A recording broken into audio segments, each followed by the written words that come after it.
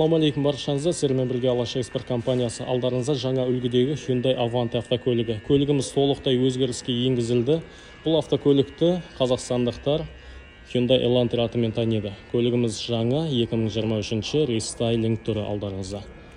Көлігіміздің кілтінің өзі жаңа дизайнда. Ара қашықтықтан оталдыратын батырма қосылған. Көлігіміз орташа комплектацияда. Алдыңғы патроник, кейстрониктері және де фарлары бар, светодиодты толықтай өзгеріске енгізілген. Және де бізде мыяқта шел бар, себебі ауаның өзі былай келген кезде жүрісін жақсартады автокөліктің әлдеқайда.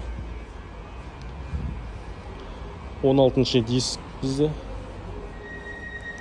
5 ключевой доступ.